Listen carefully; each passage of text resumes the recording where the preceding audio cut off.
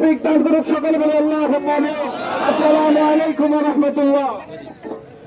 সংগ্রামী ইসলাম প্রিয় তাওহীদি জনতা, আজকের এই বৃষ্টি ভিজা সময়ে মুসলমানরা দুপুরের খাবারকে ত্যাগ করে ইমানের দাবিতে একত্রিত হওয়ার কথা প্রমাণ করে বিশ্ব নবীর সামান্যতম অপমান বিশ্বের সমস্ত মুসলমানের কলিজায় আঘাত করে বিশ্ব নবীর এই অপমান বরদাস্ত করতে গিয়ে যদি মুসলমানের জান প্রাণ কলিজাকে উৎসর্গ করতে হয়, মুসলমানের এক চুল পরিমাণ পিছপা হবে না।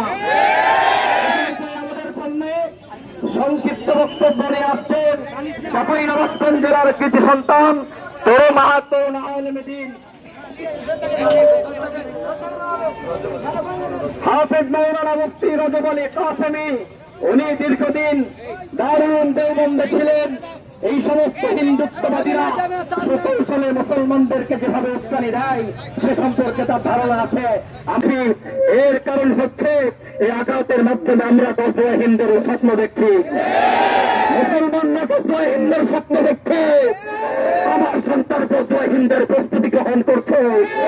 তুমি মূলত গর্ত কেটে মুসলমানদেরকে এভাবে আগিয়ে দিয়ে নিজের গদি নিজের সত্য ধারণার পাই তারা চলতেছে।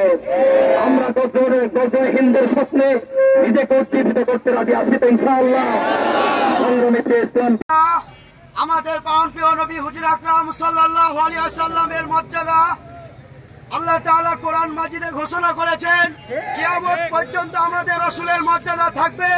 আমরা দিন রাতে 5 ওয়াক্ত নামাজ আদান হয়, সেখানে রাসূল সাল্লাল্লাহু আলাইহি ওয়াসাল্লাম নাম আছে না নাই বলে?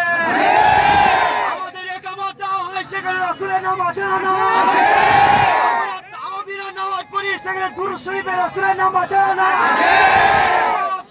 রাসূল যেখানে আল্লাহ সেখানেই রাসূল।